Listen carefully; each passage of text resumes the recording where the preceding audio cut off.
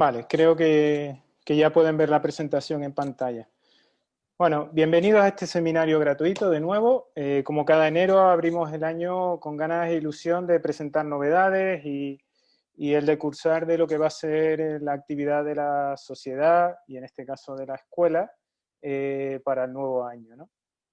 En definitiva, presentar otras formas de hacer nutrición y medicina, que es un poco lo que nos caracteriza. Este año, como bien saben nuestros socios, amigos, simpatizantes y colaboradores, hemos cambiado el nombre a la sociedad y ese cambio de nombre tiene un motivo sustancial. Es decir, no es un simple cambio semántico, no es baladí, sino que entendemos lo que en salud tiene llamar a las cosas por su nombre, ¿no? Pues de lo contrario, los pacientes pagarían las consecuencias, como vamos a ver en la presentación de hoy.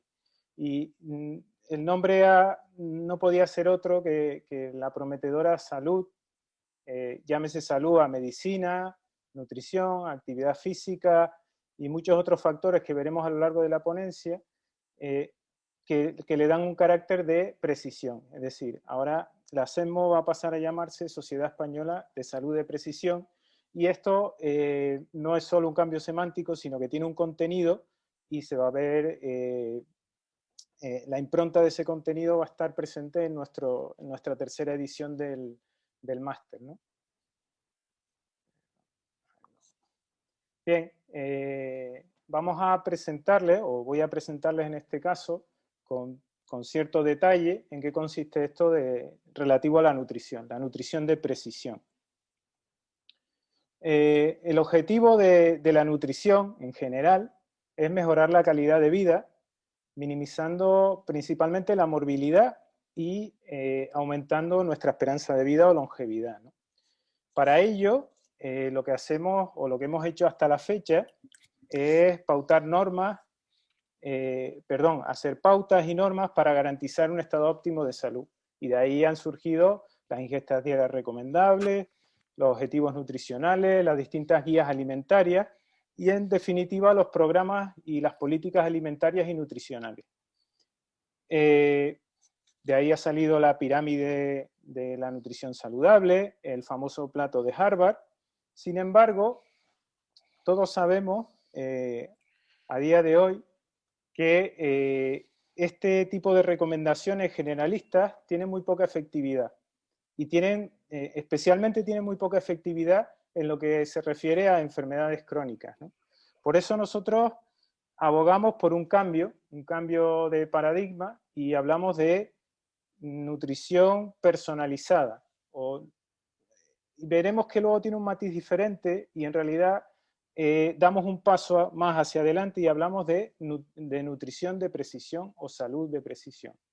Vamos a intentar explicar un poco el porqué de este cambio y vamos a basarnos en ese problema que tenemos para controlar las enfermedades crónicas, especialmente la enfermedad cardiovascular, el cáncer, la diabetes y la obesidad, que como todos sabemos son la gran epidemia de buena parte del siglo pasado y que van a ser el caballo de batalla del siglo XXI sin ninguna duda.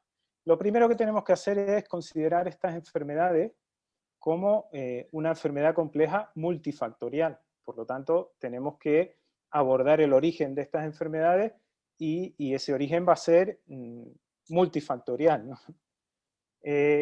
Empezamos por nuestra genética, nuestra biología, tenemos que tenerla en cuenta, obviamente, ¿no? Pero además de nuestra genética, tenemos que tener en cuenta cómo nos movemos y dónde nos movemos, es decir, nuestro ambiente y nuestro estilo de vida. Y esto son parámetros modificables, por lo tanto, son parámetros en los que podemos intervenir.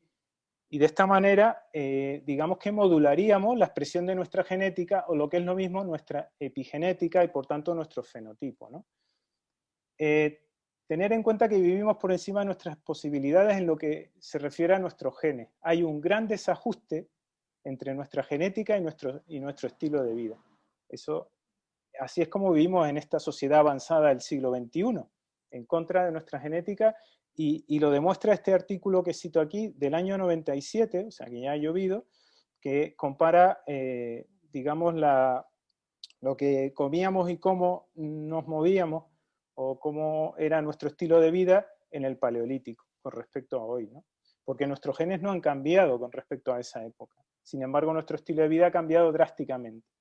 Y aquí es donde encajaría este nuevo concepto de nutrición de precisión, que modularía lo que nosotros comemos como parte de ese ambiente y ese estilo de vida, como veremos más adelante. Tenemos que tener en cuenta nuestra genética, nuestra biología, pero también tenemos que tener en cuenta cómo nos movemos y dónde nos movemos. Esto es fundamental e importante. De hecho, esa prevención, ya hay estudios de que hablan de que es viable, es decir, el desarrollo de pautas dietéticas en las distintas etapas de la vida, desde la infancia, la adolescencia hasta el envejecimiento, y esa relación entre el genotipo y el fenotipo a nivel individual, o sea, individualizando en cada persona, están presentes en la promoción de la salud y en la prevención de las enfermedades, ya sean crónicas o de otra índole, ¿no? Bien, a partir de la secuenciación del genoma humano que se produjo en el año 2000, hablamos de que en lugar de una dieta óptima existe una variedad de dietas adecuadas que dependen de nuestra variación biológica y cultural, es decir, lo que acabamos de explicar, ¿no? Y por eso hablamos de una nutrición personalizada, es decir, cuando hablamos de una nutrición basada en nuestra genética principalmente y en esa variación biológica y cultural, hablamos de una nutrición personalizada, ¿no? Y ahí seguimos avanzando en el genoma humano. Saben que el proyecto europeo sigue vivo y están secuenciando un cada vez mayor número de personas de distintos grupos, en este caso europeos, y ese análisis de esa variabilidad genética nos va a permitir estratificar las recomendaciones nutricionales, entre otras muchas cosas, ¿no? Hay estudios de asociación entre variantes genéticas y marcadores de enfermedad, y sobre todo hoy sabemos mucho y se sigue investigando sobre el impacto de los nutrientes sobre la expresión génica, lo que es lo mismo la nutrigenética o la nutrigenómica, ¿no? Bien, hablamos de, aquí quiero enfatizar la diferencia entre esa nutrición personalizada, que sería desarrollar pautas nutricionales específicas para cada individuo según sus genes, y eso ya lo estamos haciendo en determinados screenings que se hacen a los recién nacidos para detectar si tienen fenilcetonuria, por ejemplo, y limitar su ingesta de fenilalanina para evitar un problema metabólico grave, o con la hipolactasa o la celiaquía, que afecta solo un 1% de la población, pero que hoy, debido a otras causas de las que hemos hablado y seguiremos hablando, pues el tema de la celiaquía o determinadas afecciones debido a esto, sin ser portadores de ese gen, se están dando en un porcentaje mucho más alto de los que portan ese gen, ¿no? Y aquí es donde está la clave del asunto, o la diferencia de matices entre personalizar y hacerlo de forma más precisa. Es decir, en este caso sería también desarrollar pautas nutricionales, pero en este caso en lugar de específicas hablamos de efectivas y basadas no solo en los genes, sino en la combinación de factores genéticos, epigenéticos, así como en el momento de su vida en el que está el paciente, es decir, en el perfil metabólico, en qué hábitos alimentarios tiene, cómo tiene la microbiota, que es otro genoma que tenemos ahí, simbiótico, por así decirlo, qué actividad física o cómo nos desenvolvemos en nuestro ambiente, si ese ambiente está contaminado o no, es decir, el propio ambiente, nuestro estilo de vida en definitiva, y teniendo en cuenta que estos varían, es decir, que no son estacionarios, sino que varían a lo largo del tiempo y por tanto a lo largo de nuestra vida. Entonces, creemos que este concepto es mucho más global, mucho más acertado y mucho más preciso, en definitiva, permítanme la redundancia, ¿no? Por ello, esta nutrición de precisión, primero, tiene en cuenta la genética como un factor importante, pero además tiene en cuenta esos nutrientes bioactivos que además de esas funciones clásicas utilizados, por ejemplo, las vitaminas para prevenir enfermedades deficitarias, tenemos que añadirle nuevas funciones.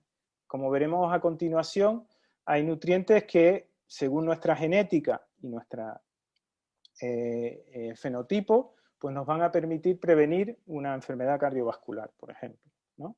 Hay otros no nutrientes, pero que sí que tienen actividad biológica, que nos ayudan a prevenir las enfermedades crónicas. Tenemos que ver qué interacciones tenemos y tenemos que ver el resto de nuestro desarrollo, esa actividad física, los hábitos tóxicos, nuestro estilo de vida en general.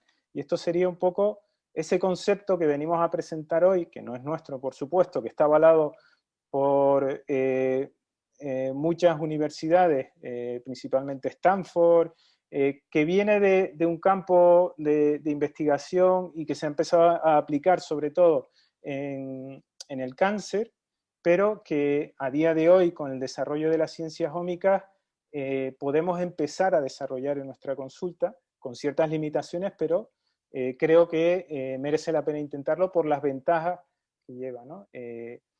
Porque nos va a permitir prevenir esas enfermedades crónicas y mejorar esa morbimortalidad y aumentar esa esperanza de vida y conseguir que de verdad, si nuestra genética nos lo permite, la dieta mediterránea sea para nosotros ese elixir de la eterna juventud, o otro tipo de dieta que vaya más acorde, no solo con nuestros genes, sino con cómo se expresan los mismos. Porque, en definitiva, lo que hacemos y dónde estamos puede ser más importante que lo que somos. Es decir, cómo nos desenvolvemos en el ambiente y cómo son nuestros hábitos y cómo afecta ese ambiente a nosotros, puede ser más importante que nuestra genética. Nosotros podemos nacer con genes que nos condenan en cierta manera, es decir, podemos nacer con esta pistola que tienen en pantalla, con el cargador lleno, pero si no apretamos el gatillo nunca, no va a haber ese desenlace fatal. Es decir, podemos jugar a la ruleta rusa o no. Y esa es la diferencia entre la genética, que puede ser mala o buena, pero cómo se expresa esa genética va a depender en parte de nosotros. Y ahí es donde queremos incidir. Eso es lo que queremos, de alguna manera, modular. Entonces, estamos en una era de nutrición posgenómica, es decir, donde vamos más allá de esa nutrición óptima, de esa nutrición personalizada que solo se basa en nuestros genes, y vamos hacia una nutrición de precisión que nos permita prevenir las enfermedades crónicas y mejorar la morbimortalidad y por tanto la esperanza de vida. Ahí tienen un esquema llevado a un plato, que sería como a día de hoy se dan las recomendaciones nutricionales, y donde lo analizaremos un poco después, como los distintos elementos que tenemos que tener en cuenta para llevar a cabo esa forma de abordar la nutrición, que se llama nutrición de precisión, ¿no? En este artículo publicado en Nutrición Hospitalaria, hacen un análisis de esto que les acabo de comentar, nos ponen otro ejemplo de plato. Esto es del grupo de José María Ordovás y su grupo, que va a estar en nuestro congreso este año, que va a tener lugar a finales de marzo. Y fíjense que lo que nos plantean es que en general está definido por distintos grupos de investigación este concepto de nutrición de precisión, donde se tienen más en cuenta las características del individuo a la hora de recomendar la mejor dieta posible, y existe un consenso importante en señalar que estas características multifactoriales o multidimensionales, entre las que destacan las ómicas, son la mejor forma de abordar este tratamiento. Ahí tienen todos los estudios que definen esta forma de hacer nutrición o salud o medicina, y hablan de lo que les remarco ahí: tener más en cuenta las características del individuo a la hora de recomendar las mejores dietas para la prevención o el tratamiento de un problema de salud, ¿no? Refiriéndonos a este plato, fíjense cómo ahí, a modo del plato de Harvard, pues recomiendan, ya no ponen los tipos de alimentos, sino primero se plantean los objetivos y el fenotipo, en qué situación está la persona, y luego qué genes tiene, el resto de ómicas, la microbiota en forma de metagenómica, su estilo de vida, la metabolómica, las preferencias del propio individuo, y por fuera del plato tenemos la sostenibilidad y los recursos, que cada vez están más en boga, y si no los tenemos en cuenta, vamos a acabar pronto, más pronto que tarde. Y el medio ambiente, la parte social, que nunca debemos dejarla de lado, cultural, y por supuesto los medios tecnológicos que nos ayudan a estar mejor, además de la gastronomía, ¿no? Hay una serie de definiciones de estas ciencias ómicas en las que entramos en detalle, pero no para aprendernoslas, ni mucho menos, sino para entenderlas en el tema cero del máster. Simplemente esta genómica nutricional, que es a la que yo me refiero, estudia las interacciones gen-nutriente, ¿no? Y estos factores nutricionales pueden afectar cada paso del flujo de información genética, ¿no? El genoma, como ya sabemos, son cambios a nivel de ADN, pero luego hay cambios transcripcionales, cambios a nivel de metilación, por eso hablamos de transcriptoma, hablamos de proteómica, porque al final la metilación se expresa en proteínas y cuantificación de las mismas, y hablamos de metabolómica, y es un poco, con ciertas limitaciones, el tipo de tratamiento que buscamos para acercarnos a la realidad lo máximo posible. Entonces, ese camino hacia los consejos dietéticos nutricionales son uno de los objetivos en este campo prometedor del que con toda la ilusión del mundo les estamos hablando, ¿no? Entonces, no solo están basadas en antecedentes genéticos, sino que hablamos del microbioma, el metaboloma, el comportamiento alimentario, la actividad física y demás. Aquí tienen otra revisión mucho más reciente que habla del 2017, que aglutina todo esto que le estamos comentando una vez más. Fíjense, incluso en Harvard, el grupo, ya saben, de Wang y sobre todo Frank Hook, que son los que llevan el departamento de nutrición de Harvard, hablan de aplicar esto en la diabetes, que es su campo de estudio, y hablan de que para abordar los principales problemas de salud pública, entre los que está la diabetes a día de hoy, desgraciadamente, deben combinar las estrategias de salud pública con las tecnologías de la nutrición de precisión, ¿no? Con lo cual, pues ahí tienen otra opinión más validada que está acorde a lo que estamos tratando de llevar a cabo. Aquí tienen otro enfoque con respecto a la obesidad, donde estos avances en las ciencias ómicas están contribuyendo a aprender sobre todo el papel de las variantes genéticas y de las firmas epigenómicas, así como los distintos patrones de expresión génica en el desarrollo de la obesidad, en este caso como afección crónica, ¿no? Ahí, fíjense que en los últimos años no hemos parado de hablar de hígado alcohólico, de hígado graso no alcohólico y de las implicaciones que tiene todo esto. Bueno, pues quizás estudiando los SNPs, interviniendo sobre la metilación o la modificación de las histonas o el microRNA, podemos modular con esa nutrición de precisión parte de esto, ¿no? Fíjense aquí cómo ya señalamos los genes que con el proceso de metilación afectan directamente al índice de masa corporal. Recuerden que el índice de masa corporal no es un dato relevante en consulta, es mejor mirar la composición corporal, pero sí es un dato que a nivel epidemiológico nos permite establecer o sacar conclusiones. Y fíjense ahí como el gen clock, por ejemplo, o la metilación del mismo, está directamente relacionado con la obesidad, o la POM, o otros genes, o el TNF-alfa con el normopeso, ¿no? La verdad que es apasionante el campo, ¿no? La expresión de los genes anteriores, los que acabamos de ver, se ve alterada por el ambientoma, y esto da lugar a una alteración de nuestra respuesta metabólica, ¿no?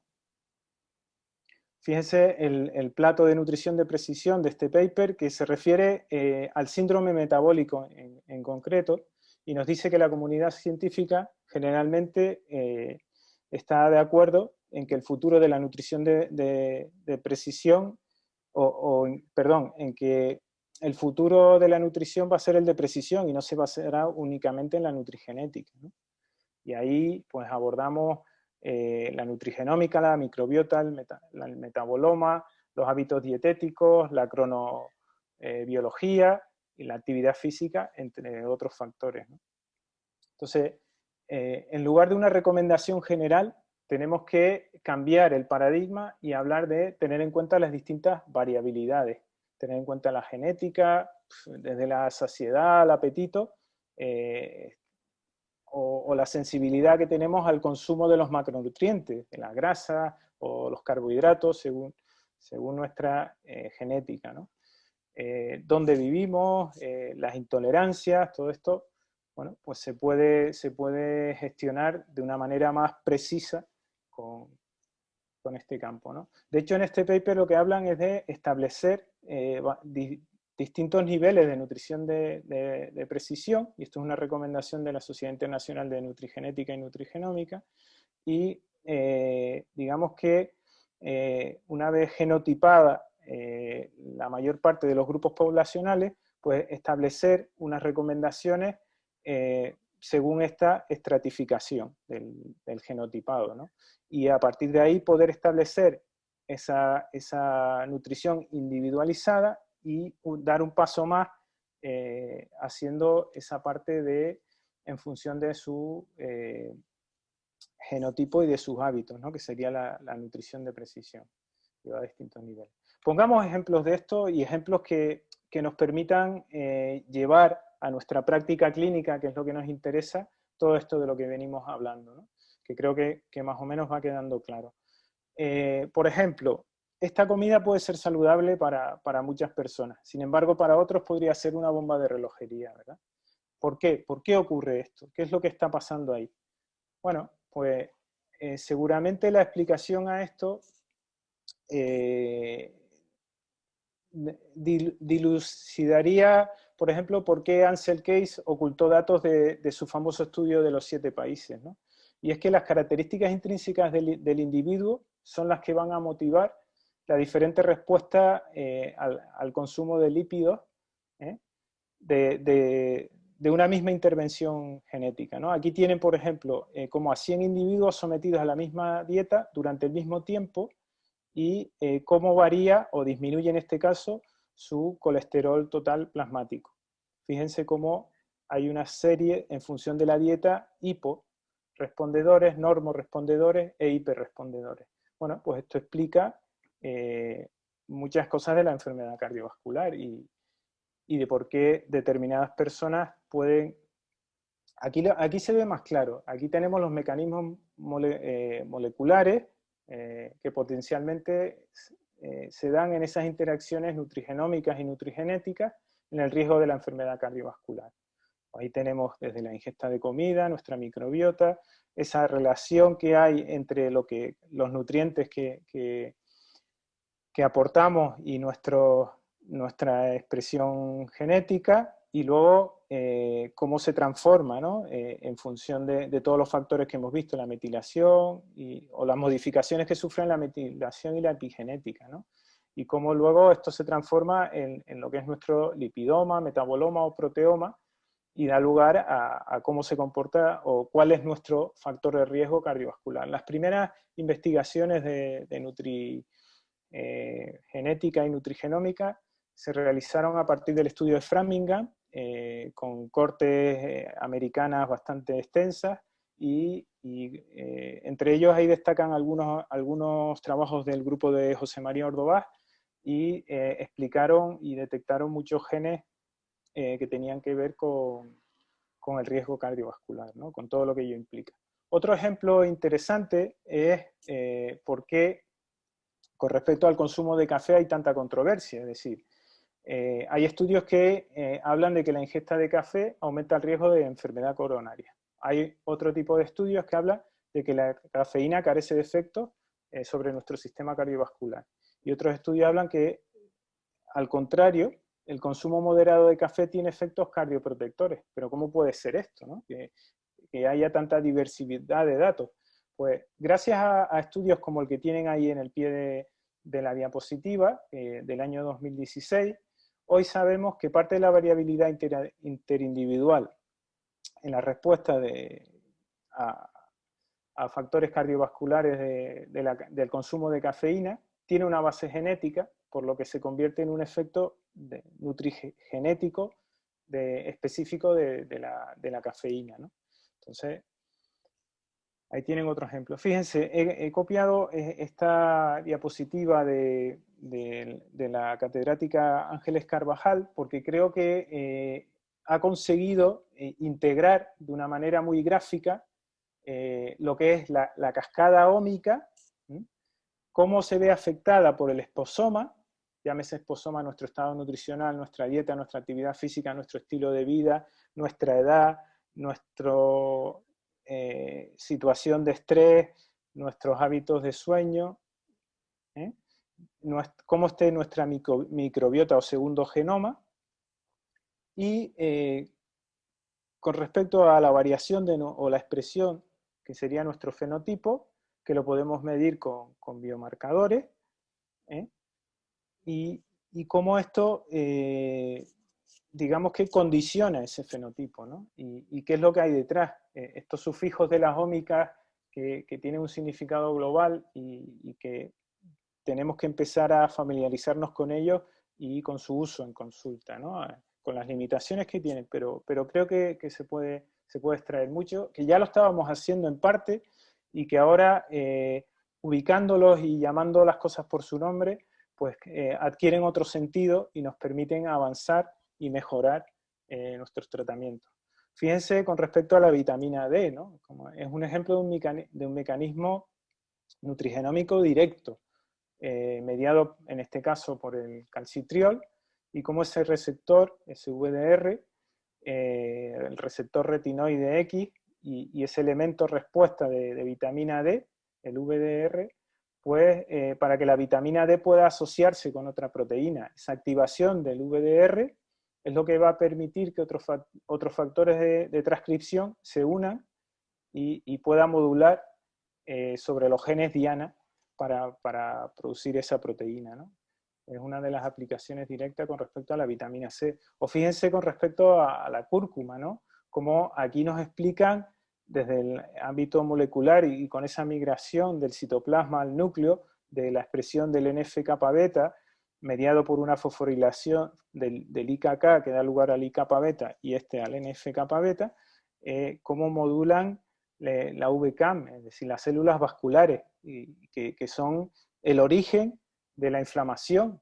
Sabemos que la curcumina modula varios objetivos moleculares, y esto se ha demostrado in vitro y sabemos que es así, y este factor de transcripción, el NF-kappa beta, modula la expresión de genes inducidos que codifican la ciclooxigenasa, la oxidonitrosintasa y esa molécula de adhesión celular vascular, la VCAM, de tal manera que intervienen directamente no solo en el TNF-alfa, sino en las interleuquinas proinflamatorias de la 1, la 6, la 8, la 12 y el interferón gamma, ¿no?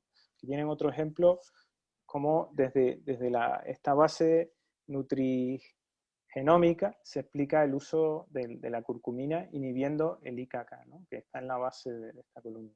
Fíjense, aquí tienen una descripción general de los mecanismos epigenéticos que regulan la expresión génica de fitoquímicos que están implicados en patrones de metilación del ADN, en la modificación de las histonas y en los cambios de expresión del microARN, ¿no? Y como esto sabemos que tienen implicaciones importantes, ya que regulan la disponibilidad de los grupos metilo y regulan el metabolismo del carbono, y de ahí la importancia de alimentos como el ácido fólico, la vitamina B12, la metionina, la colina, la betaína, y de que el proceso de metilación se lleve de manera adecuada. Y cómo con nutrientes podemos modular esa hipo o hipermetilación y evitar o tratar determinadas enfermedades, ¿no?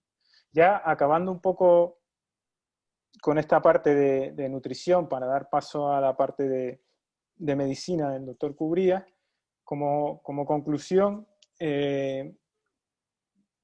llegar a, o sea, explicitar la importancia que en este campo tienen estos descubrimientos, casi todos recientes, que no solo una variante genética específica puede influir en el metabolismo de algunos alimentos específicos, sino que la dieta en sí misma es capaz de modificar la expresión genética.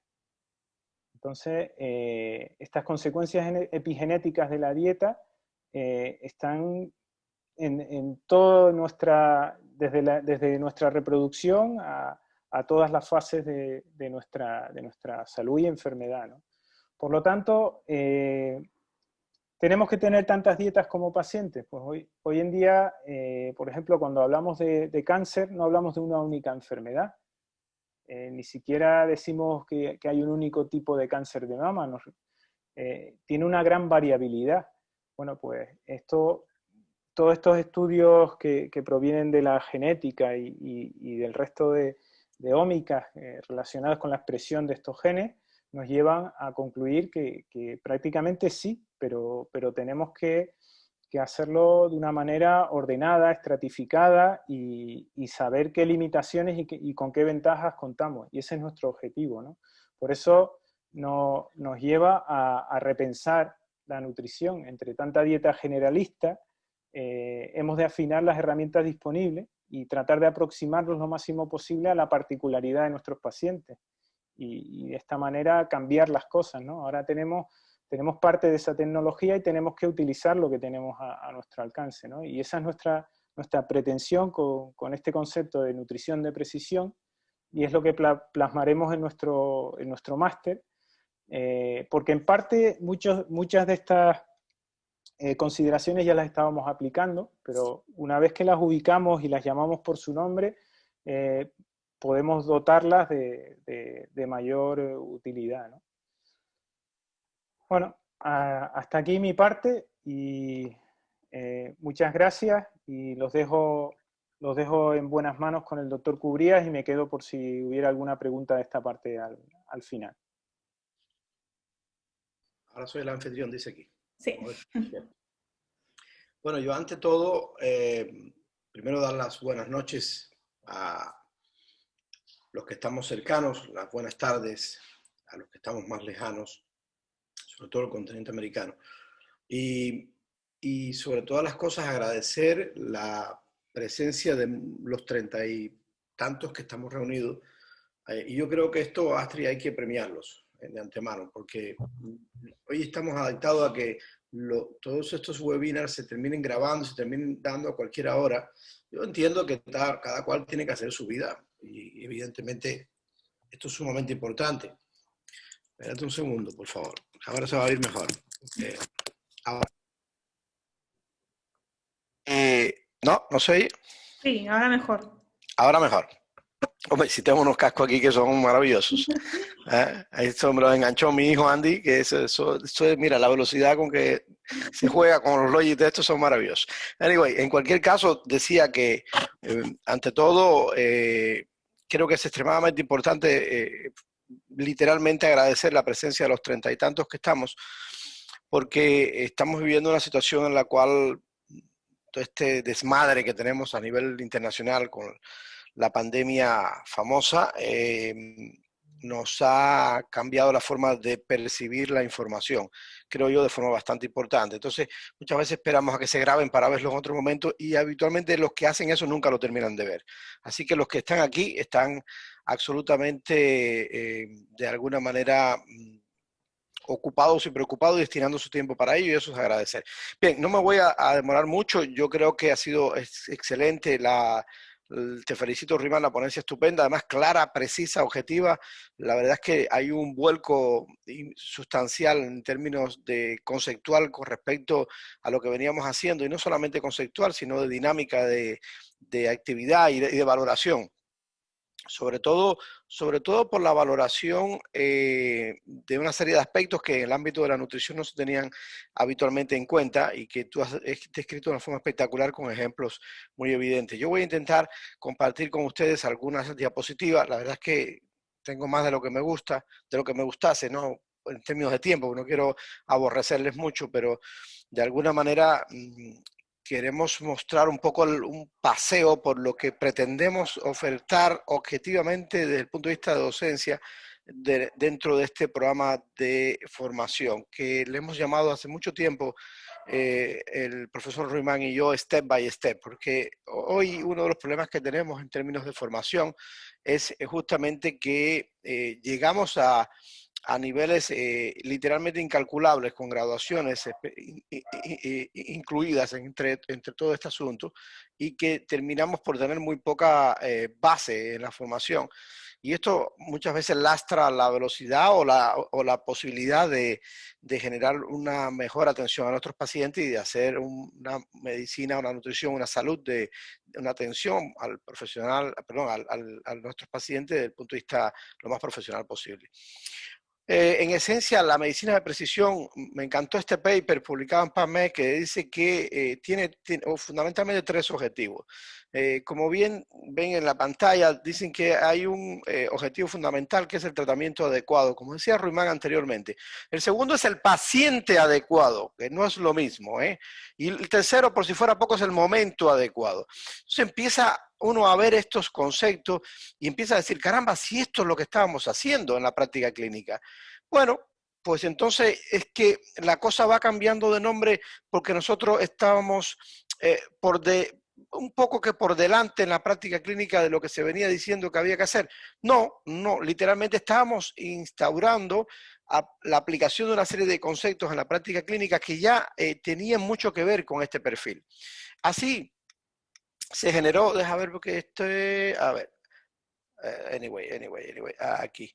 Así se generó una iniciativa muy interesante en el 2015, que también este artículo que les dejo aquí linkado, ¿cierto? Sobre 3 grandes direcciones de impacto antes de ejecutar este nacimiento de la medicina de precisión.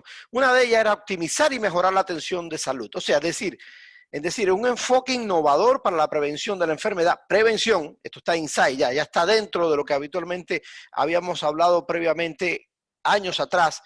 Luego el tratamiento que tenga en cuenta las diferencias individuales en los genes, en el ambiente y en el estilo de vida de la gente. Y esto empieza a sonar, digamos, vean ustedes que estos son artículos que se han ido generando desde estancias universitarias, desde estancias hospitalarias, con un enfoque que nosotros venimos abogando por mucho tiempo que se haga y al fin nos han oído directa o indirectamente. Y para mí es un placer ver que estas cosas están funcionando desde ya. El segundo dice, y para ayudar a comprender, ojo con esto, descubrir los mecanismos subyacentes de la salud y la enfermedad. Y esto para mí es la base. Yo creo que no hay un profesional sanitario que pueda prestar un servicio a un paciente si no se esmera en saber qué caramba le pasa, porque al final de cuentas si no, no resuelves nada.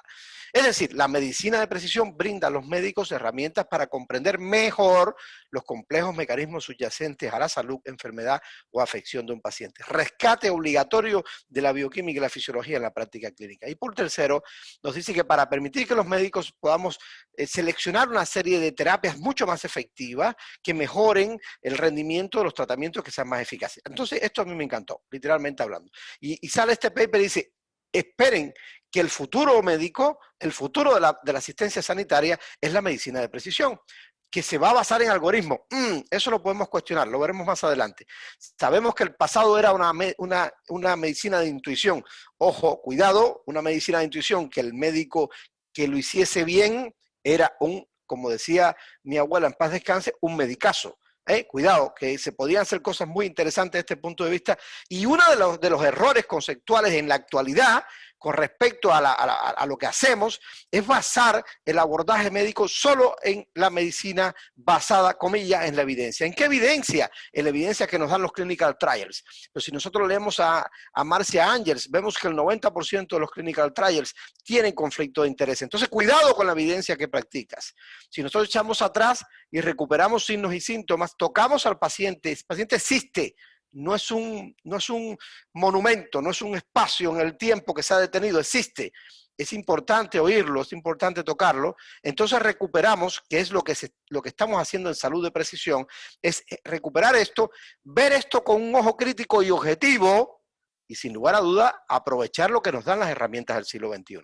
Así que, de una forma muy interesante, nos dice este planteamiento, déjame ver si lo puedo modular aquí, wait a moment. A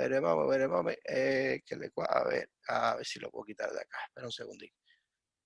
Nos dice este planteamiento, objetivamente hablando, fijaros que la evolución de la medicina, pues lo que les decía anteriormente, se practicaba en acuerdo a los signos y síntomas clínicos que presentaba el paciente y se basaba únicamente en el conocimiento individual del médico y por eso se llamaba medicina de intuición.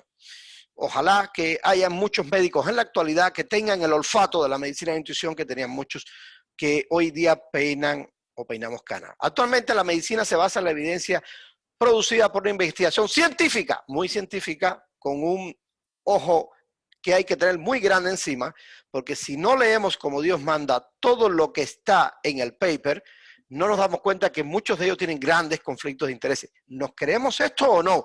Vivimos en el siglo XXI en plena pandemia viendo lo que está pasando. Es obvio, pero ¿de qué manera? Y ahora dice, en el futuro, la medicina se practicará de acuerdo a algoritmos, comillas, algoritmos. ¿Cómo que algoritmos?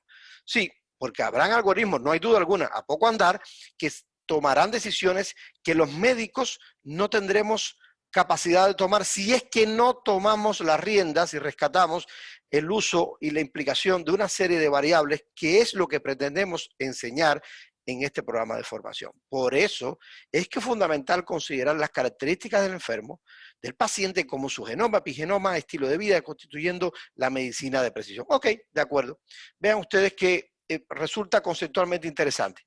Bien, yo les traigo esta diapositiva que muestra cómo la nutrigenómica, unida a la nutrigenética, unida a la metabolómica, como decía Ruimán anteriormente, unida a la epigenómica, unida a la lipidómica, unida a la farmacogenética, hoy en día es igual a la medicina ortomolecular. Sin embargo, si a esto le sumamos, ¿qué? Le sumamos la cronobiología, que han dado hace 3, 4 años un premio Nobel por demostrar la importancia de la cronobiología en la salud y en la enfermedad. La actitud fitness, que es un biomarcador de salud extremadamente importante. Vemos la actitud mental del individuo, ¿en qué punto está? La carga tóxica. La carga tóxica, no hay duda alguna. Las ciencias ómicas, más ciencias ómicas que las expuestas en la parte superior de la diapositiva, entonces estamos hablando de medicina de precisión. Y eso es lo que ha hecho la sociedad, es evolucionar, literalmente evolucionar. Lo que queremos es darnos cuenta de que debemos tener el nombre que corresponde con todo lo que estamos haciendo y enseñando y practicando en la clínica.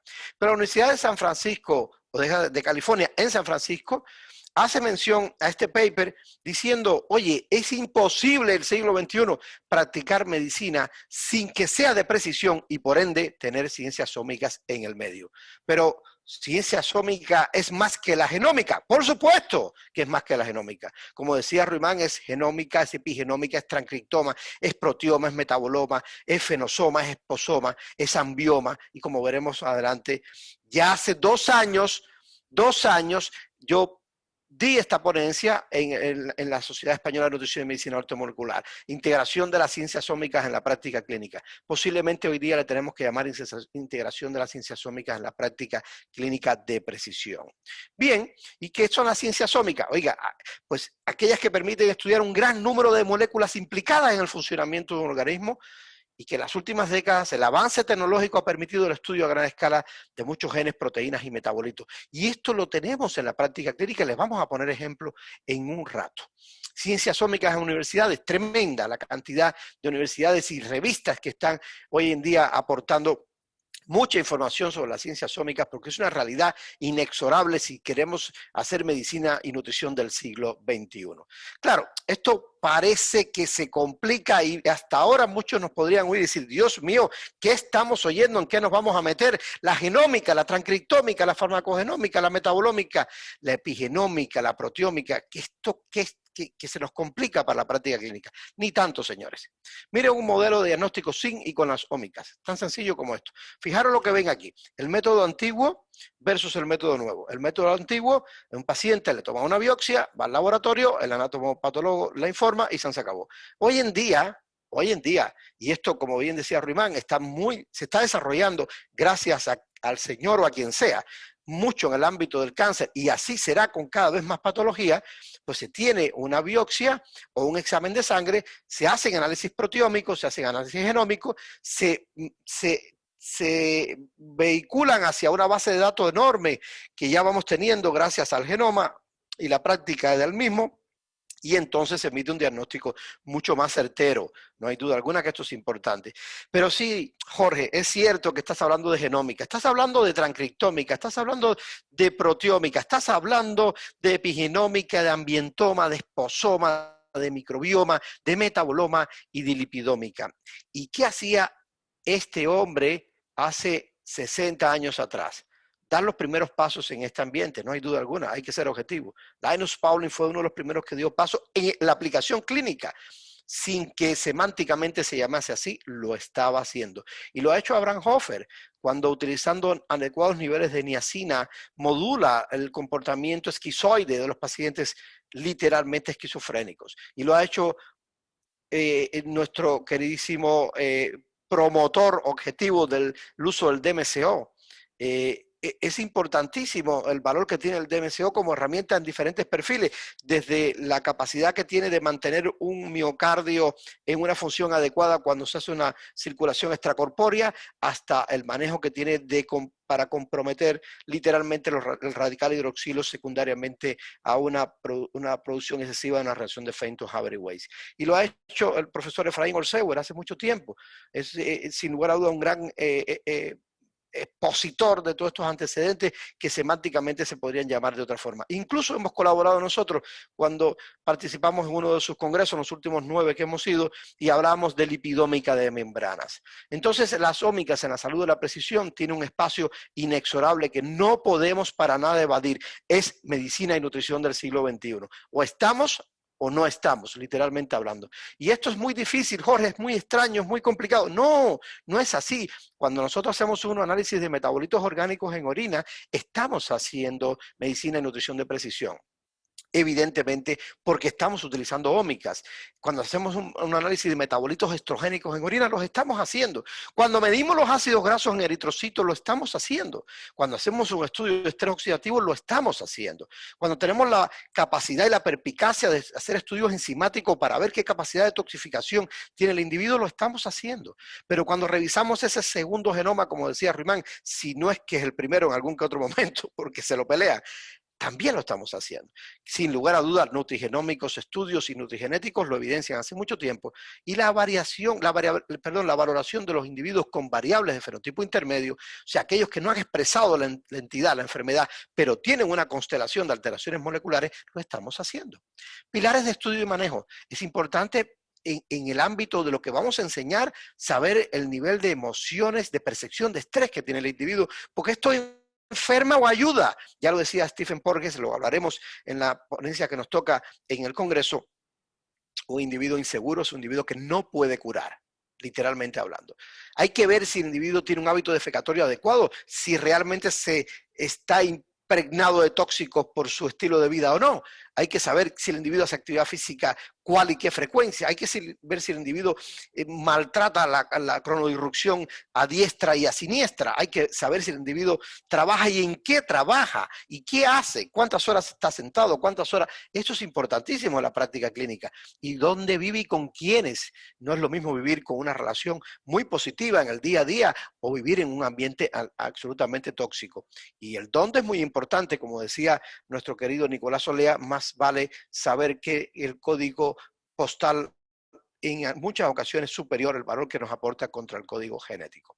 Y claro, si queremos estudiar objetivamente las situaciones que tienen nuestros pacientes, tenemos que ser capaces de evaluar la capacidad de toxificación hepática, vasculolinfática, colónica, el estatus inflamatorio oxidativo, qué niveles de ácidos grasos tienen en membrana, que hablaremos más adelante un poquito sobre ello, el estatus nutricional y hormonal, los cronorritmos, el estatus vascular, la inmunidad, el estatus fitness físico y neuro, el estatus metabólico, la carga tóxica, la presencia adecuada de neurotransmisores y neuroesteroides, y por si fuera poco, el nexo entre el sistema nervioso autónomo y el sistema nervioso entérico, que es hoy en día una pandemia real.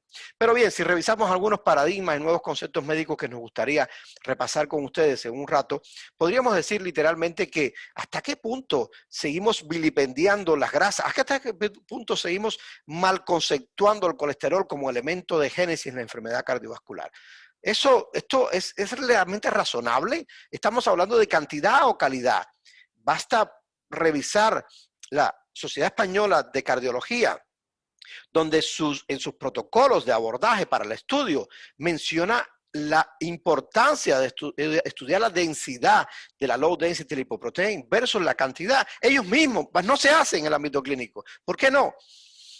Pues no lo sé, posiblemente porque teóricamente genera un coste añadido para el sistema sanitario. Pero en cualquier caso es de merecer que los individuos puedan tener acceso literalmente a este tipo de estudios que nos permite objetivar exactamente lo que está pasando. Hay una relación directa y proporcional entre la inflamación y la low density lipoprotein y el estrés oxidativo, no hay duda alguna. Cuando vemos un perfil lipídico en un individuo que tiene un HDL alto y un LDL borderline superior, pero le dicen, no te preocupes si tienes un HDL bueno, sabemos si ese HDL es captador o no. Podemos estar metiendo las patitas, literalmente. Y si vemos pacientes que tienen niveles de triglicéridos persistentes y elevados, ¿sabemos qué significan? ¿O vamos a llegar que llega la jubilación y post-jubilación tratándolos con fibratos? Esto es lo que pretendemos enseñar, señores. Entonces, las LDLs, fijaros, esto está inmerso en este link en una revista clínica de aterosclerosis, ¿cierto?, de la Sociedad Española de Cardiología. Y aquí mismo se dicen, oiga, tenga cuidado que lo importante es que no se nos oxiden las LDL. Entonces, no es un tema de ortomolecular, no es un tema de precisión, es un tema de ciencia, es un tema de bioquímica, es un tema de fisiología. Pero en este otro aspecto, la enfermedad cardiovascular sigue matando a el mayor número de gente en el mundo, sobre todo en países del primer mundo, ya está lidiando con patologías oncológicas tristemente, pero está en la cúspide aún. Y hay dos perfiles muy importantes. Uno es el ateroesclerótico, sin lugar a dudas, que no vamos a discutir y que tenía mucho que ver con lo que vimos anteriormente, y el otro es el arterioesclerótico. Pues, ¿quién estudia la rigidez arterial de nuestros pacientes? ¿Quién estudia el stiffness arterial? A pesar de ser una evidencia consecuentemente importante con la situación clínica cardiovascular del paciente, no lo estudiamos en la práctica clínica. Hay que enseñar cómo estudiar lo que es muy fácil y hay que enseñar cómo modificar lo que tampoco es diferente. Fijaros este otro artículo también publicado en la revista de hipertensión arterial de la Sociedad Española de Cardiología, cómo dicen objetivamente qué importante es medir la rigidez arterial para ver qué fármaco usar. Ojo, que con un poquito de clínica podéis llegar muy lejos, pero hay que medirla y es mejor. Qué importante es medir la rigidez arterial por la relación que tiene con la insuficiencia renal crónica, con la enfermedad cerebrovascular, oye, y con la cardiopatía isquémica. ¿Qué pasa con la hipertensión arterial? Y esto no lo hacemos. A enseñarte queremos a que esto lo sepáis hacer, lo sepáis medir, que es muy sencillo, y lo sepáis tratar, que tampoco es tan complicado. Fíjense, ¿qué necesitamos saber, señores, del metabolismo energético? A veces cuando hemos hecho alguna ponencia en diferentes partes del mundo, más de un comentario sobre es que esto es muy difícil, es bioquímica pura. No, nosotros no queremos que te conviertas en bioquímico, nosotros queremos que te aprendas estas tonterías. ¿Qué significa eso? Que ATP es energía, y energía es vida y salud. Tan sencillo. Eso lo sabe hasta el individuo que cuida la puerta en el hospital. Absolutamente de acuerdo. Un poquito más adentro. El metabolismo aeróbico, con una molécula de glucosa y una de oxígeno, rinde 36 moléculas de ATP. Se gastan 2 en el camino, te quedan 34 para el bolsillo. Eso es equivalente al sueldo que ganas cada mes. Si tú afectas la dinámica del pool de ATP intracelular, estás en modo proenfermedad. Si tienes una patología y se ha afectado tu metabolismo aeróbico y tu capacidad de producción de ATP disminuye, tu capacidad de recuperación de cualquier entidad aguda o crónica se va a afectar considerablemente. Si pasas un metabolismo anaeróbico y tus niveles de lácticos se disparan, es porque es muy posible que llegue una molécula de glucosa y oxígeno muy poco o ninguno, porque es anaeróbico. ¿Y de dónde vamos? De 36 a 18 veces menos, 2 ATP.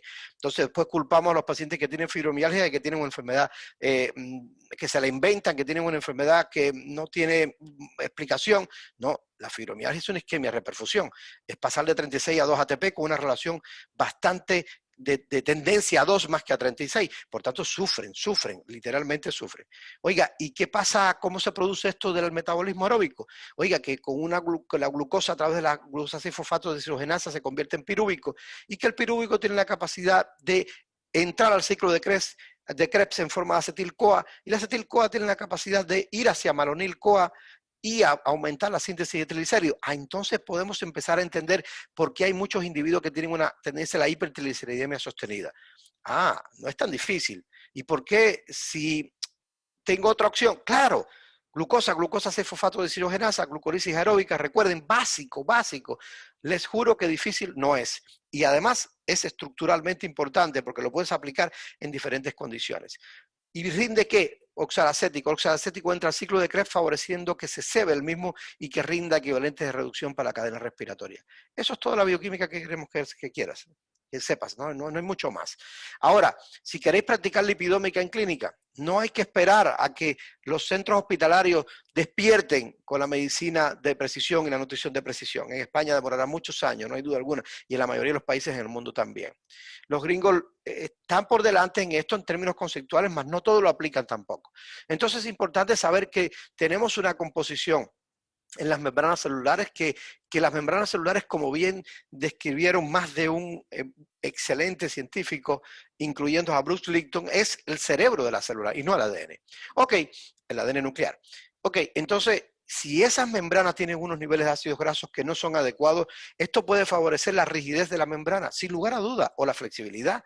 Y esto puede favorecer que la actividad hormonal intracrina se afecte. Claro, porque al final necesita de que haya permeabilidad para que receptores metabotropos puedan subir y favorecer la entrada de ciertas hormonas.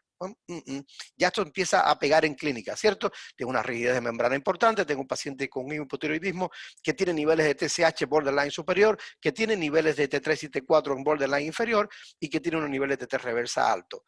Y este paciente, cuando le haces el cálculo T3 libre partido reversa, tiene un porcentaje muy bajito por encima de 10, perdón, por debajo de 10, por debajo de 15. Entonces está haciendo un hipotiroidismo intratisular. Hay que revisar cuán flexibles están sus membranas o no. Y estas están compuestas ¿por qué? Por ácidos grasos saturados, monoinsaturados y por supuesto poliinsaturados. Y de ellos justamente depende los niveles de ¿qué? De inflamación en la síntesis de eicosanoide, que es muy importante. Y luego, si finalmente hay una inflamación importante, sostenida en el tiempo, una inflamación crónica, entonces empieza a haber un importante desarrollo de estrés oxidativo, un aumento importante en la producción de radicales libres como mecanismo fisiológico de la respuesta inflamatoria que está siendo cronizado y que no hay ningún ente externo para poder atacar, en el caso de un virus, una bacteria, y literalmente estamos agrediendo que nuestras propias membranas celulares, donde se encuentran estos AGPI, ácidos grasos poliinsaturados, que son susceptibles de oxidación porque tienen dobles cadenas con dobles enlaces. Y sin lugar a dudas pasan de una posición cis para trans y se convierten en enemigos que aumentan la rigidez de la membrana, favoreciendo alteraciones clínicas muy importantes, absolutamente recuperables. Echémosles una miradita, serie 6, serie 3, de la síntesis de eicosanoide, como una vez que se libera y se dispone de araquidónicos versus eicosapentaenoicos, las ciclooxigenasas se activan, las lipoxigenasas se activan, la serie 6, precursora de elementos proinflamatorios por excelencia, sobre todo a partir de araquidónicos,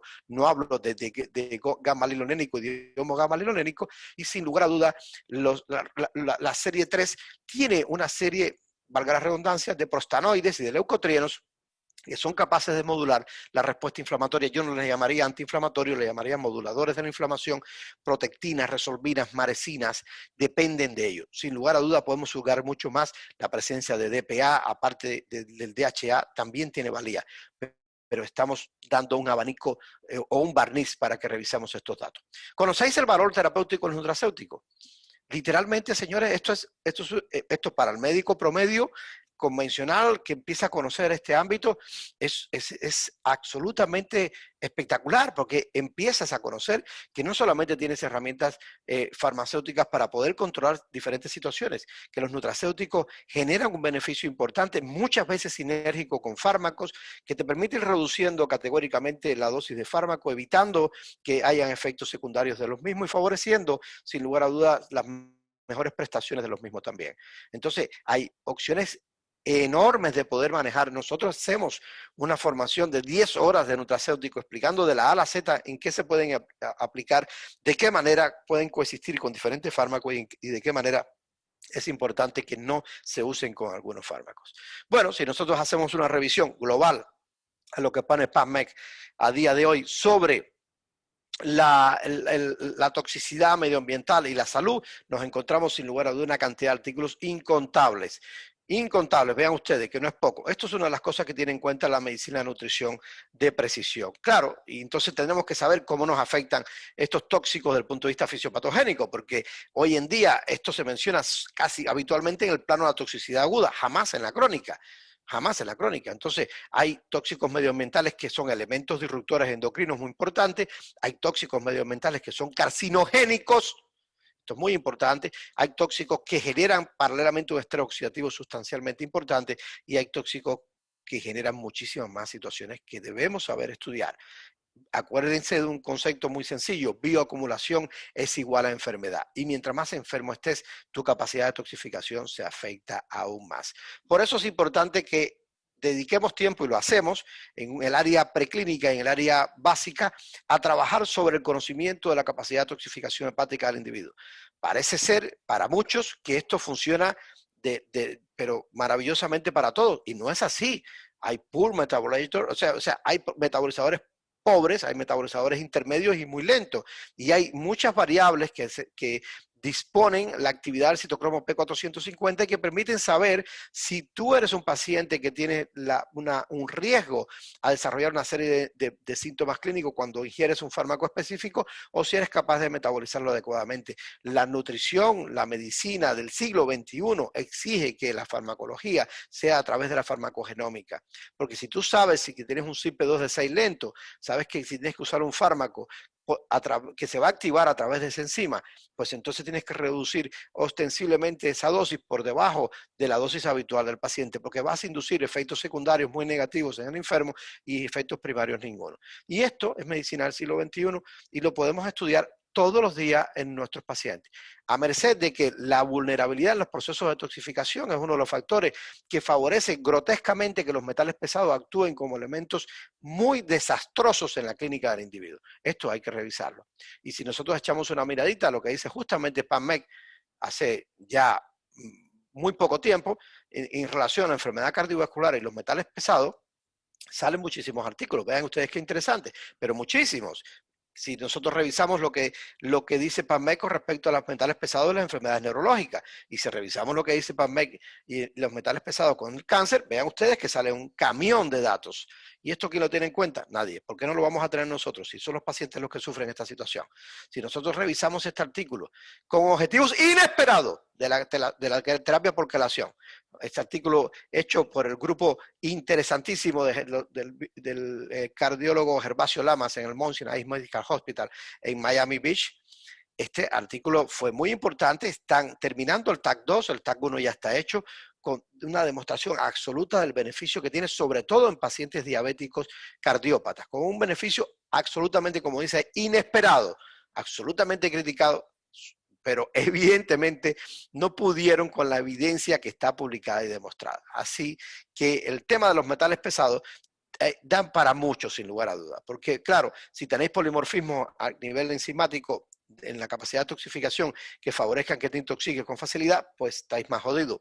Si tenéis metales pesados, puedes tener una enfermedad cardiovascular, sin lugar a dudas. Hoy en día el mercurio es un factor de riesgo cardiovascular reconocido por una revista de hipertensión arterial desde el 2011, por un grupo noruego, que además esto está publicado en PubMed también. Si tenemos metales pesados, vamos a tener estrés oxidativo. Y estrés oxidativo que tiene un target fundamental, que es el sistema nervioso central. ¿Por qué? Porque oxidan, ¿qué? Elementos que son grasos por excelencia. El cerebro, 60% es grasa. Y además el órgano más rico en hierro libre, que vía Fenton-Haber Wave produce radical hidroxilo. O sea, realmente somos hard to kill, somos duros de matar. Y por otro lado, los metales pesados actúan devastando el sistema antioxidante endógeno, sobre todo el plomo, es impresionante. Y por si fuera poco, inducen pentosidinas, moléculas de entrecruzamiento proteico, que alteran desde el punto de vista importantísimo la condición neurofuncional de muchos y muchos individuos.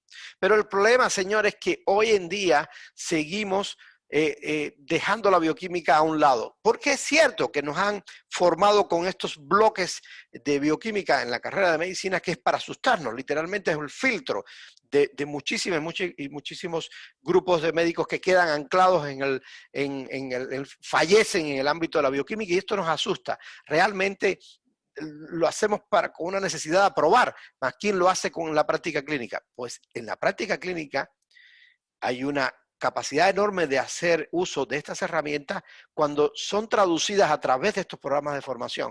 Porque si tú lees un Leninger o lees un Harper, vas a encontrarte el mismo bloque que te encontrabas cuando estudiaste en segundo y tercer año.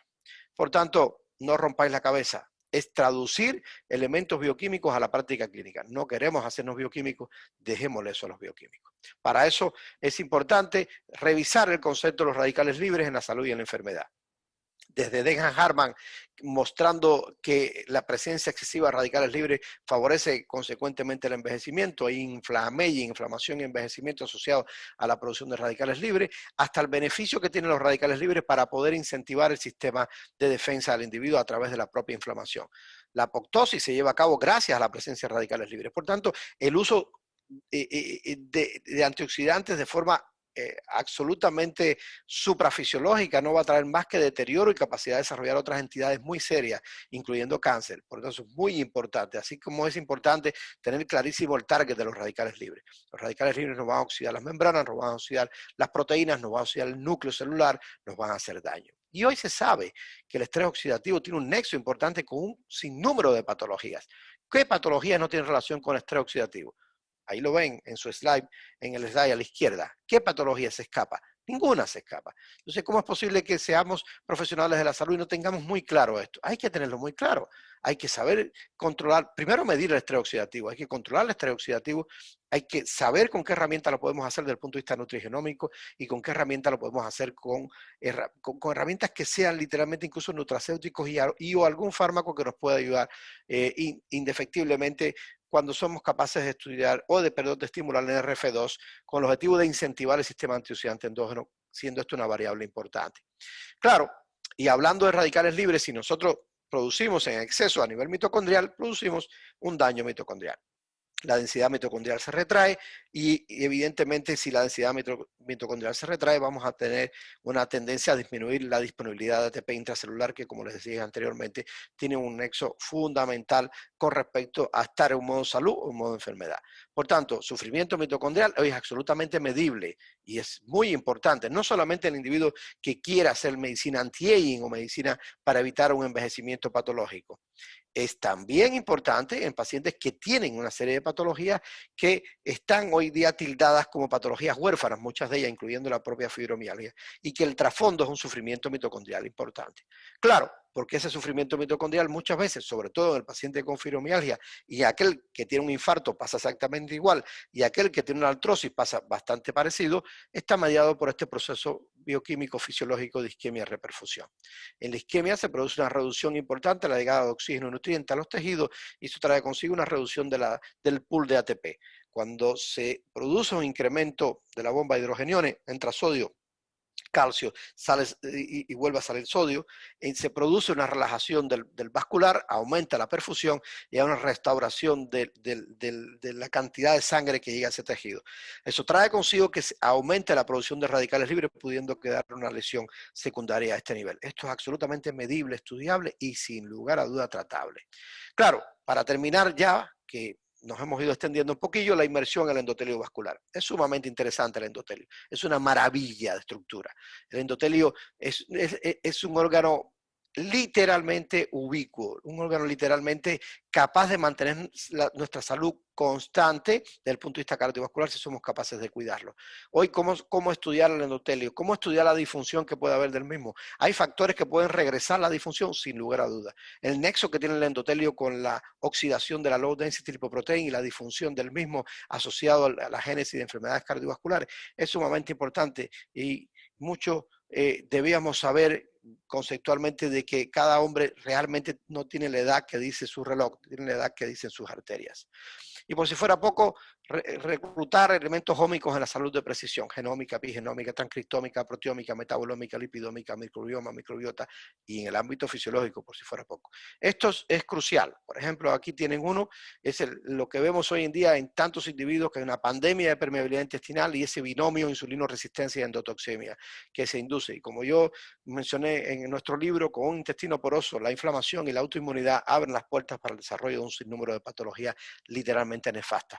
Podemos profundizar y lo haremos integrando el impacto de la disbiosis intestinal a nivel sistémico, que es tremendamente amplia. Y cuando hablamos de disbiosis intestinal no hablamos de alteraciones únicas exclusivamente de la microbiota, hablamos de alteraciones específicas de diferentes tipos de microbiota o filos, la muconutritiva, la inmunorreguladora, las proteolíticas, los ácidos grasos de cadena corta, que juegan un rol importante para apagar el fuego que se genera en muchos pacientes con un pool inflamatorio muy importante. Hablo de butírico, hablo de propiónico, para evitar que se desarrollen enfermedades autoinmunes en el sistema nervioso central, y toda esta información la tenemos a través de un 16S-RNA que es estudiando la genómica de la microbiota. Bien, el ambientoma epigenómico es un gatillo patológico, sin lugar a dudas. El ambientoma, que ese conjunto de circunstancias y reacciones que soporta el organismo derivada de la interacción con el medio ambiente, induce salud o expresión de patología. Y el posoma, como decía Ruimán anteriormente, sin lugar a duda también. Desde etapas muy antes de la existencia nuestra en el útero de nuestra madre, incluso de nuestra abuela y nuestra tatarabuela, a través de la reprogramación epigenética transgeneracional, están mostrando alteraciones importantes en el desarrollo de la salud o la enfermedad. Esto lo estudiamos, lo medimos y lo tratamos. Para poner algún ejemplo objetivo con la práctica clínica, el balance energético positivo de la ingesta de hidratos de carbono simple con escasa cantidad de fibras y grasas, que son las que modulan la carga glucémica de la misma, traerá consigo que, si esta es escasa, o sea, fibras y grasas acompañándolo, aumentará la carga glucémica medio alta, y esto traerá consigo que la adenosina monofosfato proteína de quinasa se deprima. Esto aumentará sosteniblemente esta carga glucémica, la síntesis de insulina fisiológicamente, que a su vez aumenta la lipogénesis, aumenta la producción de triglicéridos de forma marcada, aumenta la 5-delta desaturasa y con ello aumenta la síntesis de araquidónico a partir de GLA y homo gamma lilonénico. Esto fomenta la hiperactivación de la ciclooxigenasa 1,2, de la prostaglandina 2, absolutamente vasoconstrictora e inflamatoria, del básculo endotelial growth factor, el tromboxano 2A4, del manonilaldehído o MDA, de la fosfolipasa 2 y nuevamente de la expresión de araquidónico. O sea, es un circuito cerrado que genera una inflamación sistémica. Y por si fuera poco, esta supraproducción o producción suprafisiológica de insulina aumenta las endotelinas. Las angiotensinógenos inducen hipertensión arterial, solo que las endotelinas son 10 veces más potentes que las angiotensinógenos. Y por si fuera poco, inhiben el óxido nítrico, inhiben la piruvato carboxilasa y afectan la anaperosis del ciclo de Krebs. Miren qué binomio, qué trinomio, qué cantidad de alteraciones moleculares tan chulas como para inducir enfermedad cardiometabólica. Y por si fuera poco, inhibe la AMPK, la adenosina monofosfato proteína de quinasa, la llamada llave del metabolismo. Y por si fuera poco, la lipólisis. Por tanto, fomenta la lipogénesis. Esto trae consigo, señores, eso mismo, una lipogénesis de nuevo a partir de ácidos grasos libres que empiezan a pelear consecuentemente por la oxidación de estos en el ciclo de Krebs con la glucosa. Se produce un estado de hiperinsulinemia sostenido en el tiempo. Ese estado de hiperinsulinemia induce un fenómeno como mecanismo de compensación de esa lipogénesis de nuevo, de aumento de la producción de ácidos grasos a nivel inicialmente hipertrofia del adipocito, después una hiperplasia del adipocito y luego una ectopia hepática muscular y una lipoatrofia en algunos casos.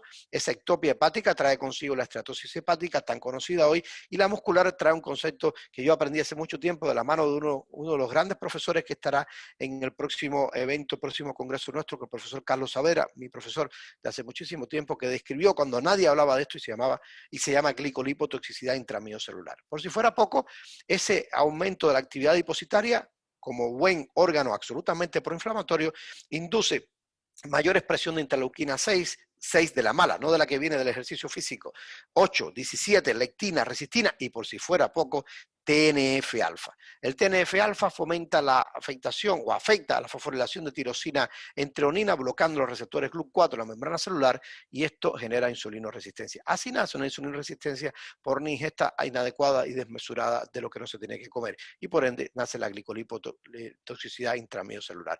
Esto, señores, no es más que lipido y metabolómica, clínica, pura y dura. La podemos estudiar de la A a la Z, lo podemos corregir sin lugar a duda. Aquí tenéis otro ejemplo, claro, preciso, de ese binomio que les mostré anteriormente, de la endotoxemia, generando alteraciones en múltiples órganos, que esto es archiconocido ya y que es muy interesante poder objetivarlo desde el punto de vista clínico y poder medirlo, porque no todo el mundo desarrolla afecciones en todos los órganos, hay algunos más susceptibles que otros. Sin lugar a duda, aquí estamos hablando de lipido y de metabolómica.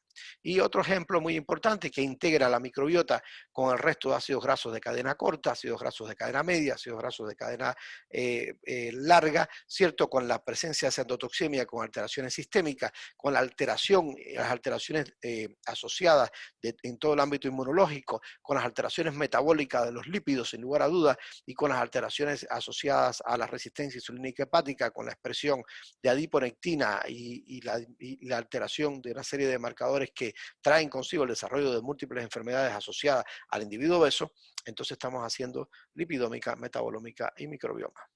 En esencia, vean ustedes que no es tan complicado, esto lo hacemos y lo podemos hacer cada día, solo estamos organizando y estamos poniéndonos al día con la nomenclatura y que nos parece muchísimo más objetivo, que engloba la actividad de lo que hacemos y queremos enseñar y venimos enseñando hace varios años ya en la práctica clínica. Empezamos el 15 de febrero, a poco andar, si Dios mediante terminaremos el 21 de octubre y le invitamos a que se anexen al desarrollo de esta excelente tercera edición que nos tiene muy ilusionados por las situaciones que estamos viviendo y porque estamos mostrando objetivamente que si hay algo seguro es el conocimiento de las bases. Si no conocen las bases, difícilmente podamos conocer mucho más. Hay la posibilidad de acceder a la Escuela Europea de Ciencia de la Salud, donde hay diferentes cursos, incluso que les pueden servir para algunos de sus pacientes, porque hay cursos dirigidos a los pacientes para que puedan entender la envergadura de tantas patologías como las cardiovasculares, el famoso colesterol, la hipertensión arterial, entre otros.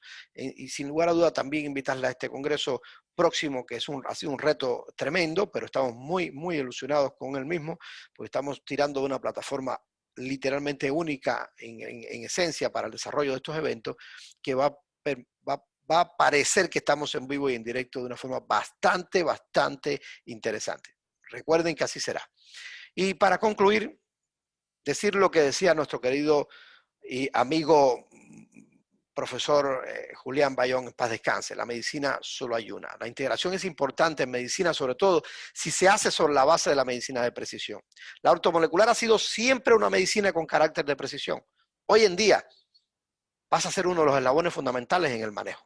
Y las diferencias semánticas intentan ubicarnos en enfoques específicos y no siempre compatibles, solo por la mano del hombre o del sistema.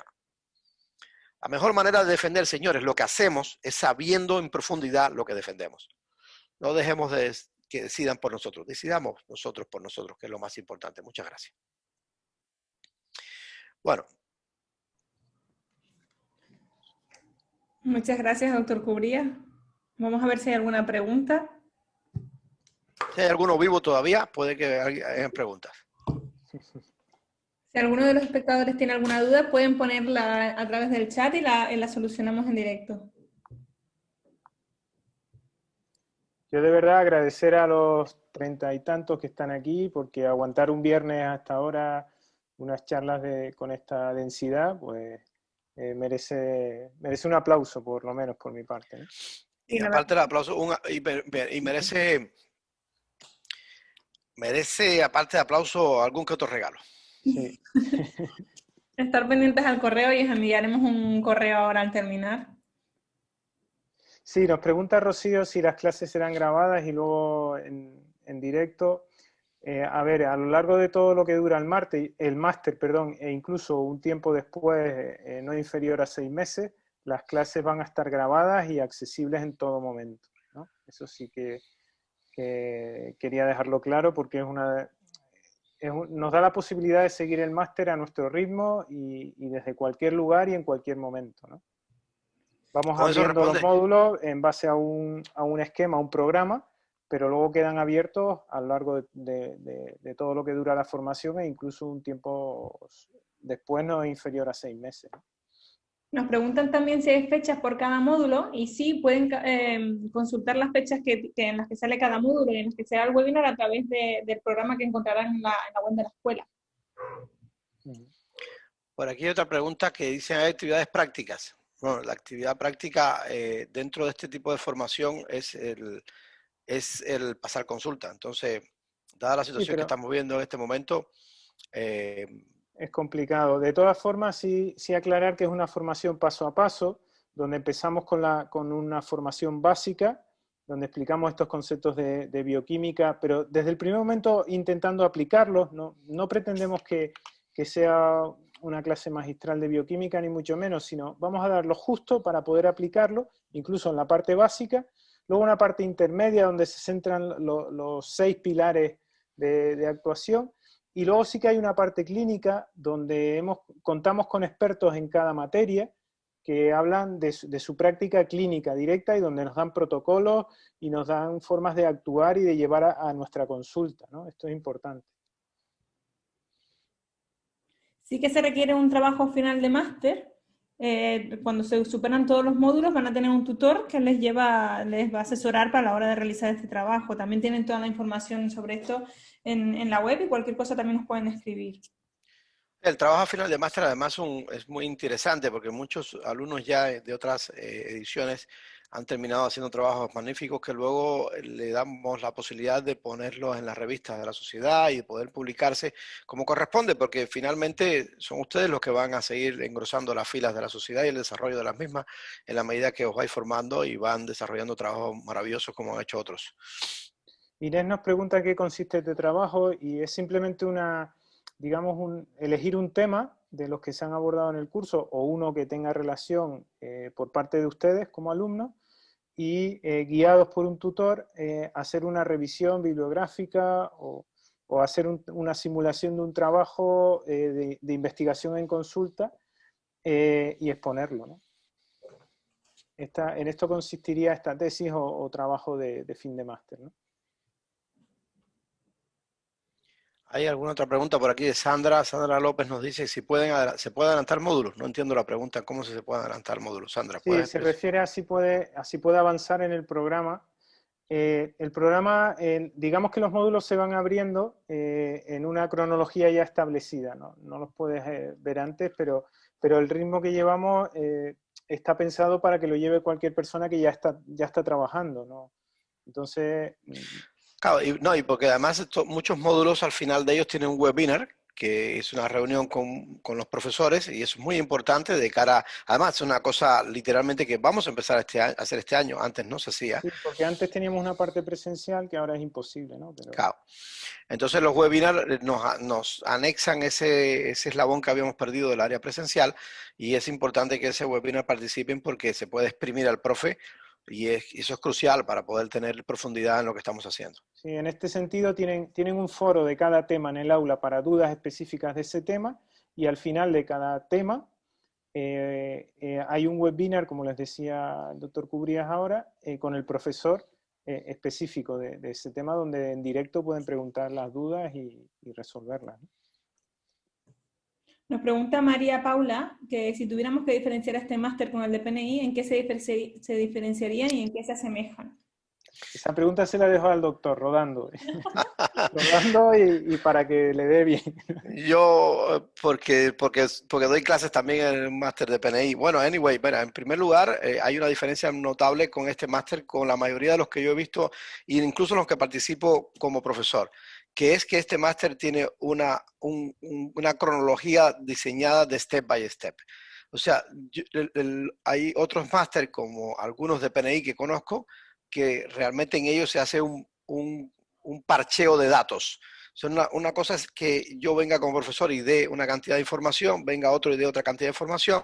Aquí no, aquí es step by step. O sea, nosotros necesitamos que tú tengas una base que, dada tu formación de base, valga la redundancia, si la tienes muy bien, excelente. Si no la tienes muy bien, la refresques y la pongas al día. Sin eso no hay profundidad. O sea, primer piso, va al segundo piso, área preclínica, tienes que haber pasado por esto que te va a permitir manejar esto con solidez, y luego tercer piso, que es el área clínica. Entonces, llegáis aquí con un nivel perfecto de raciocinio, de plausibilidad biológica y de análisis, que es lo que buscamos. O sea, no queremos, yo tengo muchos alumnos en máster de PNI que se apuntan por conocer ellos su problema personal. Y realmente, oiga, cada cual puede decidir lo que quiere hacer, pero esto no es para que conozcas tu problema personal, esto es para que tengas una solidez en cuanto, incluso tengas un criterio importante con respecto a la presencia y alteraciones que puedan suceder en el día a día con múltiples patologías. Ahora mismo tenemos dos grupos de máster funcionando, terminando uno el segundo año, otro pasando al segundo año, y tenemos unos grupos con ellos en WhatsApp Y yo quisiera que ustedes vieran el nivel de las preguntas. O sea, y eso es un orgullo, porque son gente que empezaron básicos y que cuando llevan un año te hacen unas preguntas que dice, joder, aquí le cruje el cerebro de este individuo que está pensando esto, porque son preguntas con plausibilidad biológica, con análisis, con objetividad, porque tienen sedimento. La mayoría de los programas de formación que yo conozco en el área de PNI son programas de información más que de formación. Con todo respeto, que cada cual puede elegir lo que quiera hacer sin ningún problema. Y además, en los que participo, en más de una ocasión he dicho, yo pondría esto step by step. A ver, yo creo que la formación lleva implícito una profundidad en el abordaje de lo que se va a enseñar y estudiar. Porque si es para que oír a Juan que da una ponencia y a Pedro que da otra, oiga, con ir a los congresos tengo. Pero bueno, cada cual hace lo que quiera. La diferencia no tiene nada que ver. O sea, y además, si bien nosotros tocamos todo el área de PNI, porque nosotros tocamos todo el área, vean ustedes que si van al área preclínica, van a ver que el quinto y sexto factor del área preclínica es muy importante dentro de los 6 pilares de la práctica de la medicina y nutrición de precisión. El área sexta y el quinta y sexta, sobre todo la quinta, es PNI de arriba abajo. O sea, es lo que muchas veces es el concepto de PNI. O sea, desde el punto de vista del sistema nervioso autónomo y el impacto a nivel sistémico. Incluso nosotros no hablamos del impacto a nivel inmunológico, solamente hablamos del impacto a nivel metabólico, a nivel cardiovascular, a nivel muscular del sistema osteomioarticular, a nivel de diferentes órganos. O sea, que yo creo que somos muy diferentes. Si Pero es que se medicina puede decir solo así. hay una, o sea que hay conceptos que coinciden, lógicamente, ¿no? Hombre, por supuesto, no hay duda alguna. Sobre todo por esto, porque es implícito que tengamos que tocar y ya me parece estupendo. Más nos vale, ¿no? Porque si no estamos muy jodidos. Pero bueno, en cualquier caso, la diferencia yo creo que es notable en términos del programa en general y sin lugar a duda en el contenido que se versa, un contenido que va step by step. O sea, usted, en el área clínica, mucha gente nos ha dicho, oiga, yo soy biólogo molecular y yo la parte bioquímica me la sé. Yo quiero ser solo el segundo año. No. Tú te sabes la parte bioquímica, pues pasa por ella, demuestra que lo sabes, porque no vas a saber el área preclínica, que viene después de la bioquímica, que es intermedia. Entonces, No, y pasar queremos que, del conocimiento molecular a aplicarlo en consulta. si no todos los bioquímicos fueran excelentes médicos, no hay duda alguna. Hay un tutor a lo largo del programa y En más. este caso, Alfonso, tienes contacto directo con cada profesor y luego el tutor lo tienes específicamente para el trabajo. Sí, pero durante todo tenemos forum, que se crean unos foros muy interesantes de interconexión literalmente entre los alumnos y el profesorado, de antemano en todos los sentidos. Tenemos un grupo de WhatsApp con los alumnos por si hay alguna información que dar de forma inmediata.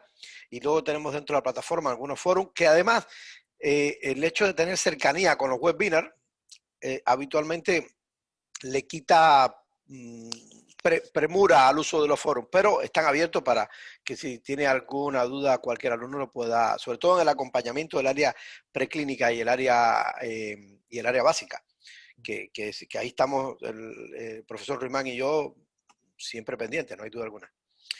Dice Rocío, y cuando eres socio de SEMO tiene un precio especial el que pagas una matrícula y después mensual, y mi duda es, ¿se podría en cualquier momento pagar lo que te faltara y no pagas mes a mes? Sí, por supuesto. Cuando eres socio de SEMO, sin lugar a dudas, si es que vamos a ver, si no eres socio de SEMO, el máster vale 5.000 euros, y si eres socio de SEMO vale 3.750 euros, o sea, miren lo que vale ser socio de SEMO vale 150 euros al año y ahorráis 1.250 pavos, o sea que no hay duda alguna que, y si claro, si lo queréis pagar de una vez, lo podéis pagar, si lo queréis pagar cuota a cuota, lo puedes pagar, y si lo queréis pagar, si estás pagando cuota a cuota y necesitas pagarlo de una sola vez, pues también lo puedes hacer, no hay duda alguna.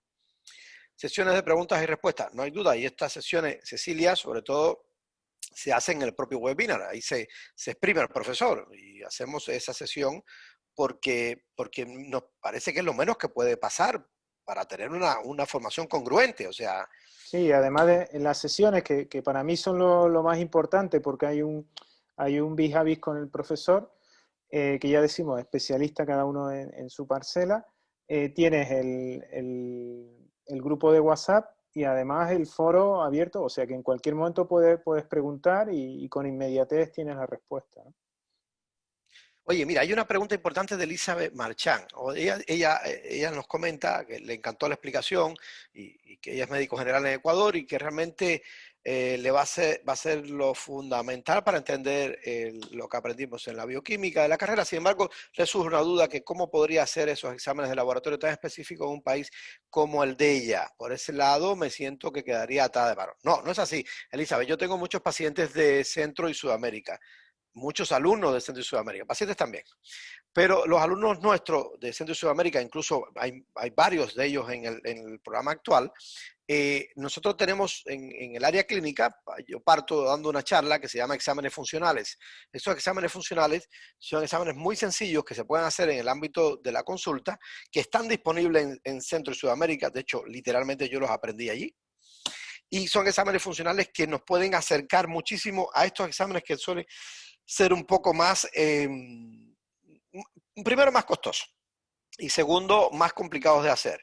Pero, ojo, también muchos pacientes, y más que pacientes, muchos alumnos nuestros de Centro y Sudamérica hacen estos exámenes y directamente lo envían a Estados Unidos con laboratorios como Great Plains. Habitualmente le linkamos con laboratorios de Estados Unidos que puedan hacer los exámenes, porque al final de cuentas hay pacientes que tienen los recursos económicos y lo quieren hacer, pues ningún problema, lo pueden hacer. Hay posibilidad, 100%. Además, es un placer porque tienes una cantidad de datos que, sin lugar a dudas, para el paciente que está deseoso, nos permite organizarle la información y evidentemente tratarlo mejor. Sí se puede avanzar, dice por aquí. Cecilia Figueroa, ¿el curso es avalado por una universidad? No. ¿Es un No, título Cecilia, nosotros privado? hemos querido que el curso lo avale por la universidad. ¿Sabes por qué? Por una cosa muy sencilla. Todas las universidades piden entre un 30 y un 40% de los ingresos para la universidad, solo por ponerle un sello. ¿Qué es lo que pasa? Que la universidad te pone un sello, literalmente hablando, y te pide un 40%. Si eso lo tuviésemos que llevar a cabo, no podríamos pagarle al resto de los profesores. Tener profesores tan buenos en todo el año, como van a ver ustedes, basta ver el staff de profesores que hay, es imposible hacerlo de esta forma. Entonces, o hacemos un curso que tiene un sentido absolutamente objetivo, que tiene una capacidad importante de generar un conocimiento por etapas y que termines con un área clínica absolutamente excelente, o literalmente queremos un sello y no podemos tener gente de valía como la que tenemos, sobre todo en el área clínica. No. Los módulos son publicados cada cierto tiempo, exacto, son publicados cada cierto tiempo y se hacen exámenes o evaluaciones en cada módulo. Más que exámenes y evaluaciones, se intenta que en cada módulo se viertan dudas y análisis con el resto de los compañeros y el profesor. De todas formas, esto varía en función de las áreas. En el área básica sí que hay una autoevaluación tipo test para que ustedes mismos vayan viendo su propia evolución y aprovechamiento del curso. Y ya a partir del área intermedia y clínica es a partir de los webinars y con casos prácticos y demás. Pero no hay una evaluación de ensayo-error, sino lo que queremos es fomentar el aprendizaje, ¿no? Sí, sí, no es para cuestionar cuánto mejor o peor salen. Al final de cuentas, esto estamos hablando con adultos. Aquí todo el mundo tiene que ser capaz de exigirse a sí mismo lo que quiere llegar. Dice Inés por aquí, si estamos en el área clínica, ¿podemos volver a visitar el módulo del área preclínica? Sí, todo el contenido queda abierto durante lo que dura todo el máster e incluso un tiempo después, como les decía, mínimo 6 meses más. Hay una pregunta de Alfonso Acosta que dice, dentro del programa ustedes tienen convenio con fabricantes fuera de España en lo referente a tratamientos para pacientes. Sí, más que convenio, lo que tenemos es datos de quienes lo hacen fuera, sobre todo en América, ¿no? No convenios, porque en realidad no nos generan ningún beneficio a nuestros alumnos, pero por lo menos sabemos dónde están los proveedores. En España, ¿qué piensan de las demás sociedades científicas de medicina ortomolecular? Es que no hay más sociedades científicas de medicina ortomolecular en España. Que sepamos, ¿no? Que sepamos, y nosotros que Hay llevamos 6 de años. medicina integrativa, pero es otra visión. Y hay de medicina alternativa, pero en principio de ortomolecular como tal no conocemos ninguna. Así es. Nos dice aquí Gisela, soy Nutri y quiero saber si es posible postular a esta formación con mi título Soy de Chile. Hombre, Chichi Chile, lele, claro que sí, hombre. 14664944-0. Yo tengo root chileno. Yo viví 9 años en Chile. Sí, Cecilia, puede ser. A ver, muchas gracias. Excelente sus ponencias. Son un abreboca que dejan con ganas de más. Bueno, es que esto es muy agradable, es muy bonito, se pueden hacer muchas cosas y además es recuperar una serie de conceptos que habíamos tenido muchas veces en las formaciones un poco aparcado y que lo podemos aplicar en el ámbito clínico. Yo creo que eso es muy importante. Nos dice Eliana Patricio, dice, soy químico farmacéutico, trabajo en un centro de salud mental con psiquiatría en Perú.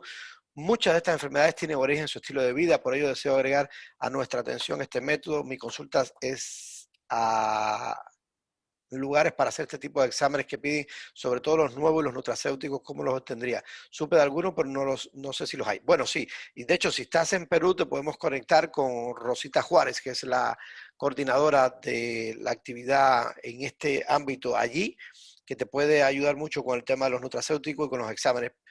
Por si te interesa, literalmente, porque ella tiene ya un bagaje importante, han hecho 4 congresos allí, hemos participado de 2 congresos en Perú, y podemos ofertarte ese dato para que puedas acceder a los exámenes y a los nutracéuticos que tienen a disposición allí, que no son pocos. La última vez que fui, la primera fue en Arequipa, la segunda fue en Lima, y la verdad es que han crecido muchísimo. Muy bien, señores y señoras. Gracias a todos y a todas. Y estén atentos a un correo electrónico que les va a llegar pronto, porque hay premios, para los que están hay premios. Sí, ahora Sí. se los envío. Muy bien. Gracias a todos, ha sido un placer y espero volver a verles pronto. Gracias a todos. Buenas noches. Buenas noches, hasta luego.